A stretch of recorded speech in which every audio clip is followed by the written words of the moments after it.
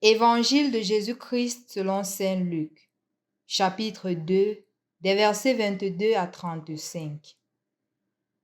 Quand fut accompli le temps prescrit par la loi de Moïse pour la purification, les parents de Jésus l'amenèrent à Jérusalem pour le présenter au Seigneur, selon ce qui est écrit dans la loi.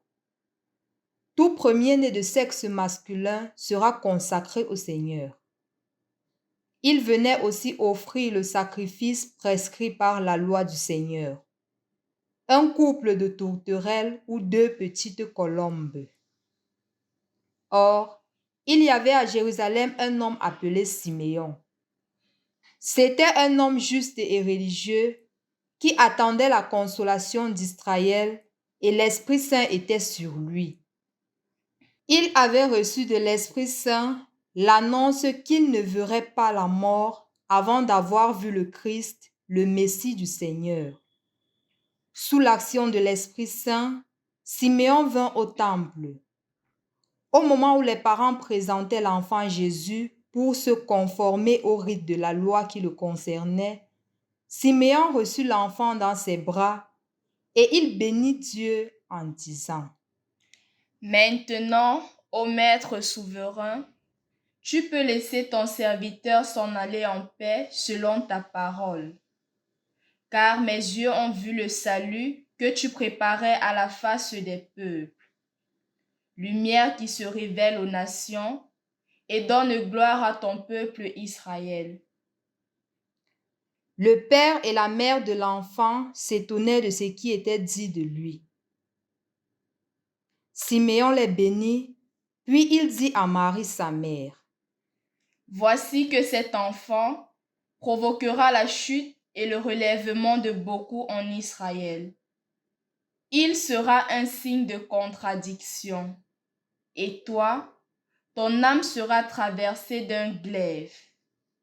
Ainsi seront dévoilées les pensées qui viennent du cœur d'un grand nombre. Au nom du Père et du Fils et du Saint-Esprit. Amen. Loué soit Jésus-Christ. En ce jour, nous continuons la méditation sur l'octave de Noël, l'octave de la Nativité, en voyant l'épisode de la présentation de Jésus, de la consécration de Jésus par ses parents. En effet, chers frères et sœurs dans le Christ, dans le livre de l'Exode, il est clairement stipulé, puisque le Seigneur avait épargné les premiers-nés, que tout enfant mâle premier-né serait consacré au Seigneur. C'était clairement stipulé. Et donc, les Juifs savaient que tout enfant premier-né garçon devrait être consacré au Seigneur. Mais avec le choix plus tard de la tribu des Lévites, qui était une tribu consacrée au Seigneur, si vous remarquez même la répartition des terres, il n'y a pas la terre consacrée aux Lévites parce qu'ils devaient être dans toutes les 12 tribus d'Israël et ils devaient être là pour offrir le sacrifice au Seigneur. Et donc, qu'adviendrait alors cette première parole de Dieu sur la consécration de tout enfant premier-né? Il avait été plus tard stipulé que, maintenant, ce ne devenait plus une obligation que tout enfant premier-né soit consacré au Seigneur. Qu'on pouvait tout simplement venir donner les shekels et avec ça, justement, l'enfant n'était pas consacré au Seigneur. Ce qui est surprenant dans l'évangile d'aujourd'hui, c'est que la famille de Jésus ne vient pas donner de l'argent pour pouvoir abstiendre Jésus de cette consécration-là. Ils viennent seulement pour le rite de la purification. En d'autres termes, les parents de Jésus, Marie et Joseph, consacrent leur fils premier-né au Seigneur, qu'il reste au service de Dieu. C'est davantage marquant, c'est davantage profond de comprendre justement l'attitude du parent à l'égard de son fils, l'attitude du parent à l'égard de ses enfants. Ils ont pris conscience que cet enfant vient de Dieu et justement, puisque cet enfant vient de Dieu, cet enfant doit retourner à Dieu. Je crois que c'est une invitation pour nous parents, non? Combien de fois, quand nous avons la possibilité de nous retrouver enceintes, on se met à prier pour l'enfant déjà dans le ventre? Malheureusement, parfois, ce sont les marabouts qu'on peut avoir, ce sont les charlatans qu'on peut avoir pour cela.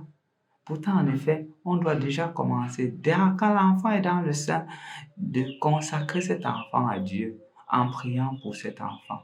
Et quand l'enfant vient au monde, on baptise l'enfant le plus tôt possible pour le consacrer à Dieu, pour que justement Dieu prenne contrôle pleinement de cet enfant. Et quand l'enfant grandit, qu'on lui apprenne aussi les valeurs chrétiennes, qu'on lui apprenne à craindre Dieu, à aimer Dieu et aussi à prier. J'ai été profondément marqué quand j'arrive dans certaines familles et je me rends compte que les tout petits enfants, 3 ans, 2 ans, savent que lorsqu'il faut prier, ils doivent rester silencieux, ils doivent fermer les yeux, ils doivent croiser les mains. C'est justement cela. C'est le modèle de consécration à Dieu. Ces parents-là qui déjà, de par le bas âge, apprennent à l'enfant à vivre une vie de foi sérieuse. Ainsi, quand l'enfant grandit dans cette mouvance-là, évidemment, il sait justement qu'il y a le moment des blagues, mais le moment de la prière est un moment sérieux. C'est ainsi qu'il saura aussi plus tard qu'il y a des choses qu'il faut faire et des choses qu'il ne faut pas faire, qu'il y a aussi l'interdit. C'est ainsi que ces enfants, consacrés à Dieu, grandissent dans la sainteté et l'accomplissement de la volonté de Dieu. Plus encore, en ce jour, nous célébrons Thomas Becket, qui fut un archevêque de Canterbury et qui justement a consacré sa vie à Dieu. Étant choisi comme évêque, il a été choisi puisque le roi Henri était un de ses proches amis, il a été choisi comme chancelier du pape. Mais lorsque sa consécration à Dieu n'allait plus en droite collaboration avec le roi Henri, il a été exilé pour 5 à 6 ans en France. Quand il revient dans son pays, en Angleterre, les soldats du roi, avec la complicité du roi, décident de l'abattre. Et là, il est assassiné dans sa cathédrale. Je ne sais pas si vous avez déjà vu cette pièce théâtrale Meurtre dans la cathédrale, ou même un roman qui a été écrit Meurtre dans la cathédrale. En effet, ça relate justement l'assassinat de Saint Thomas Becket. Chers frères et sœurs dans le Christ, consacrer à Dieu ne veut pas pour autant dire que tout ira comme sur des roulettes. Se consacrer à Dieu pourrait aussi impliquer le don de sa vie. Mais une vie donnée n'est jamais une perte. Une vie donnée, c'est toujours une sémence pour pouvoir amener les autres à Jésus. On se rappelle combien de miracles se sont produits à travers Thomas Becket. Et jusqu'à maintenant, des miracles continuent à se produire, des miracles d'intercession, parce qu'il a consacré sa vie à Dieu. Il a décidé d'être fidèle à son engagement chrétien. Demandons aussi, Seigneur, pour chacun d'entre nous aujourd'hui, la grâce d'une consécration vraie et totale. Le Seigneur qui est notre rempart, le Seigneur qui est notre abri, le Seigneur qui est notre bouclier, prendra lui-même soin de chacun d'entre nous. Au nom du Père et du Fils et du Saint-Esprit. Amen.